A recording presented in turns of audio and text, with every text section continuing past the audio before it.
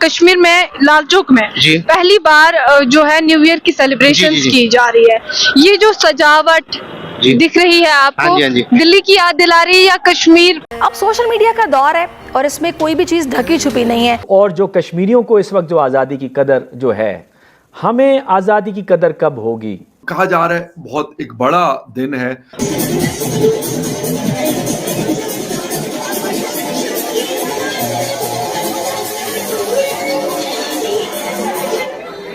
आप सीखें कुछ उनसे। आप एक ऐसा मजहब है, दुख के साथ ये कहता हूं, जिसका पहला लफ्ज इकरा है और सबसे ज्यादा अनपढ़ आप हैं, सबसे ज्यादा जाहिल आप हैं। आपका हर मौलवी जाहिल है। और आज भी अगर किसी को दिक्कत है, अगर जोड़ा अवैसी के साथ साथ और भी मुसलमानों को लगता है या पाकिस्तानियों को भी लगता है कि नहीं भाई भारत में मुसलमानों को बहुत तकलीफ दी जा रही है, तो भाई आप लोग वीजा भेजिए, हम लोग भेज देंगे। आप लोग वीजा भेजिए, बल्क से भेजिए, हम भेजने को तैयार है। जी, आज इंडिया का सबसे जो तकलीफ जो दे रही है, जो उसके लिए कांटा है, वो पाकिस्तान फौज है। अमेरिका को भी ये मालूम है कि ये न्यूक्लियर पाकिस्तान जो है, ये हमारे लिए आइंदा के लिए जो है ना, ये एक खतरनाक साबित होगा, क्योंकि वो एक मुस्लिम पार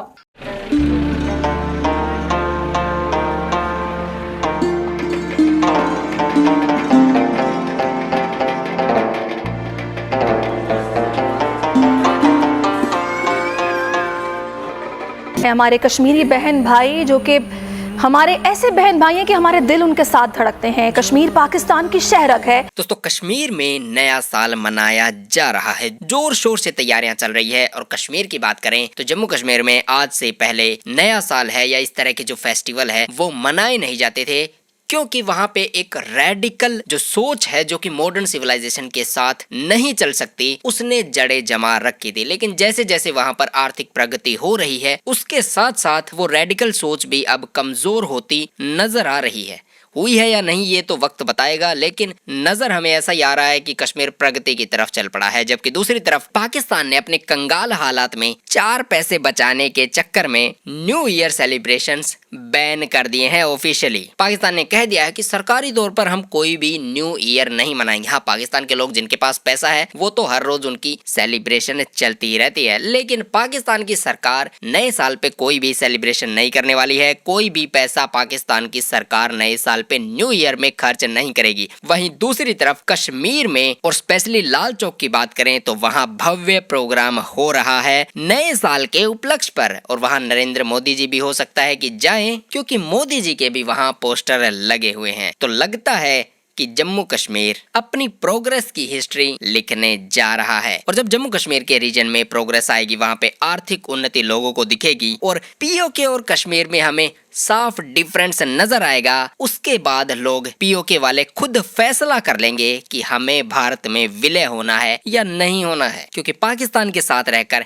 किसी को कुछ भी नहीं मिल सकता सिवाय टी स्क्वाड में भर्ती होने के। और पाकिस्तान इस समय बुरी हालात में फंस चुका है अपने कारनामों की वजह से। पाकिस्तान में हर रोज इस तरीके से जो एक्स्ट्रा करिकुलर एक्टिविटीज है पाकिस्तानी रेडिकल्स की, वो बढ़ती जा रही है। और उसके साथ साथ पाकिस्तान की कंगाली और उसकी आर्थिक हालात भी हमें बद से बदतर होते नजर आ रहे हैं। तो भारत की तरक्की देखकर पाकिस्तानियों को लगेगा जरूर कि कश्मीर, जिसके की पाकिस्तानी आर्मी ने उन्हें 75 साल से सपने दिखाए हैं, वो कितनी तेजी के साथ प्रोग्रेस कर रहा है। वहां पे संपन्नता आ रही है, खुशहाली आ रही है। और वहीं दूसरी तरफ पाकिस्तानी जो कि भारत में खून खराबा करने के चक्कर में अपना ही घर उजाड़ रहे हैं। कुल मिला के हो सकता है कि सबको सद्बुद्धि आए, लेकिन कश्मीर को देखकर पाकिस्तानियों को जलन तो जरूर होने वाली है, क्योंकि वो अब शानदार डेवलप हो रहा है बिजली की तेजी के साथ। आइए देखते हैं कश्मीर की प्रोग्रेस पर पाकिस्तानी मीडिया क्या बात कर रहा है। वीडियो पसंद आए तो वीडियो को लाइक कर दे और साथ में चैनल को सब्सक्राइब करने के साथ साथ बेल के आइकन पे भी क्लिक कर दें, ताकि आपको अगली वीडियो की नोटिफिकेशन सबसे पहले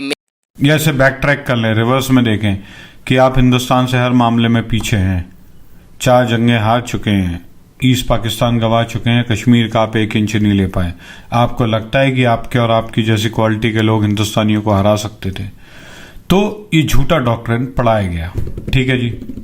जो दूसरा डॉक्ट्रिन जो पढ़ाया गया वो पढ़ाया गया कुरान का एक उन्होंने लिया गज़वा हिंद का फौज, जिसमें कहा गया था कि मुसलमान जंगजुओं की फौजें कूच करेंगी हिंदुस्तान की तरफ और वहाँ के राजाओं को बेड़ियों में जकड़ेंगी और फिर वही फोर्सेस मूव करेंगी शाम की तरफ और वहां जाके इस्लाम का बूटा गाड़ देंगी। शाम जो कि प्रेजेंट डे इज़राइल है। तो बेसिकली जो यहूद हनूद जो आपको साजिश दिखाई देती है वो यही थी, ये आपने बेसिस बनाया, राइट। तो आप एक फॉल्स सुपीरियरिटी में जी रहे थे, आपको ये लग रहा था कि हम हिंदुओं से बेटर हैं।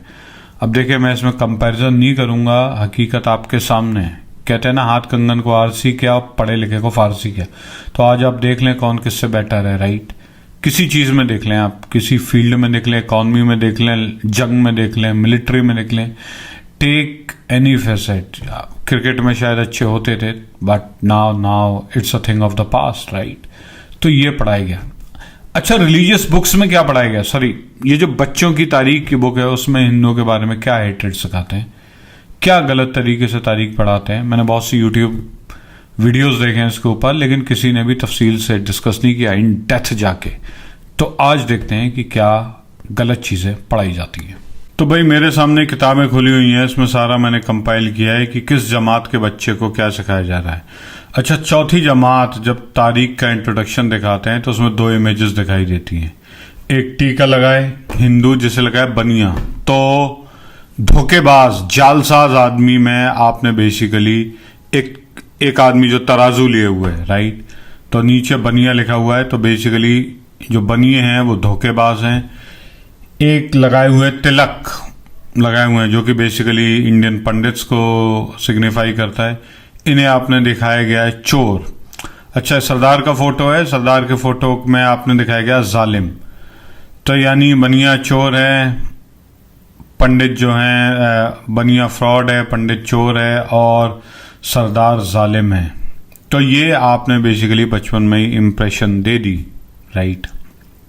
आगे चलें, तारीख छठी क्लास से बाकायदा पढ़ाना शुरू होती है।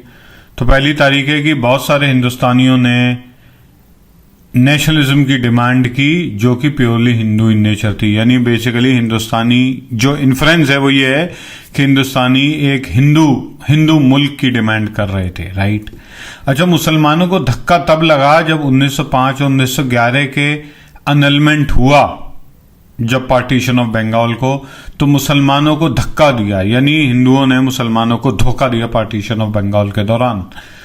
तो हकीकत यह है कि बिल्कुल तारीख के उल्टा है। एक्चुअली में हुआ यह था कि अंग्रेज ने सेपरेट इलेक्टोरेट लेके आया था क्योंकि उसे हिंदू मुस्लिम डिवाइड क्रिएट करना था। तो लॉर्ड कर्जन और उसकी क्या तारीख थी, एक जिन्ना साहब की सीरीज है जिसका पार्ट 1 मैंने किया है, जिसमें मैंने जिन्ना साहब की तारीख डिस्कस की है, तो आप देख सकते हैं, ठीक है। आगे चलिए, ठीक है। अच्छा, कांग्रेस ने फिर लिखा था 7वीं जमात के बच्चे की किताब में क्या लिखा है कि कांग्रेस ने स्टेप्स लिए कि उर्दू को हम एलिमिनेट कर देंगे और हिंदी को ले आएंगे। टोटल झूठ बात है। हकीकत यह है कि पाकिस्तान में भी कोई उर्दू नहीं बोलता। उर्दू बोलने की सलाहियत पाकिस्तानी लोगों में नहीं है। Urdu is an Indian language. Pakistan में पंजाबी प्लस हिंदुस्तानी का मिक्सचर बोला जाता है, प्लस उर्दू के कुछ अल्फाज हैं, और कांग्रेस की कभी भी डिमांड नहीं थी। लेकिन खैर ये बताया गया। अच्छा, बताया गया है कि मुसलमानों ने अपोजिशन किया क्योंकि वंदे मातरम जो कि बंकिम चंद्र चटर्जी थे, शायद उनका क्रिएशन है, कि उनसे कहा गया वंदे मातरम गाओ, राइट। अच्छा, वंदे मातरम से एतराज ये है कि इसके पहले जो 2 स्टैंजा है, वंदे मातरम सुच्छा शुमला मातरम समथिंग है, तो उसमें फर्स्ट 2 स्टैंजाज में हिंदू गॉड्स एंड गॉडेसेस का नाम है, राइट। तो बेसिकली मुसलमानों को यह एतराज था कि हम हिंदू गॉड्स एंड गॉडेसेस का नाम भी कैसे ले लें, और ये चीज बाकायदा टेक्स्ट बुक में लिखाई गई है। जबकि अगर कोई आपका नेशनल सॉन्ग है या नेशनल एंथम है, इंडिया के मुसलमानों से कह रहा हूं, उन्हें आपको ये बोलना चाहिए, right, you have to speak. But ये कहा गया, ठीक है। फिर पढ़ाया जाता है, जब बच्चे में थोड़ी अकल आती है, 8वीं जमात से असली जहर घोलना चालू कर जाता है। हिंदू काफिर है, कुफ्र जिसे कहते हैं, कुफ्र है, आइडल वर्शिप हैं, आप वर्शिपर्स हैं, बुत परस्ती करते हैं। तो बुत परस्ती को इस्लाम में बहुत खराब समझा जाता है।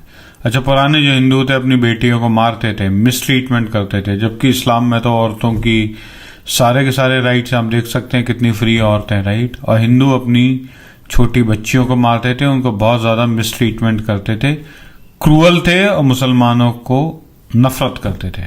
ठीक है। अच्छा, पूरा का पूरा एक चैप्टर है पार्टीशन के दौरान कि इन्होंने मुसलमान औरतों की इज्जत पे हाथ डाला, न चादर न चार दीवारी, किसी का उन्होंने फर्क नहीं रखा और मारा। जबकि मुसलमान ने जो भी हिंदू गए उनको बड़ी इज्जत से प्यार से उन्हें रुखसत करके भेजा, क्योंकि इस्लाम में यही सिखाया जाता है।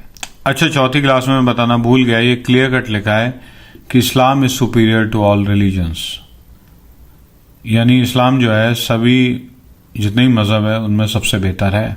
ये आप किताब में लिख के बच्चे को सिखा रहे, प्रॉपर पाकिस्तान स्टडीज के करिकुलम का पार्ट है।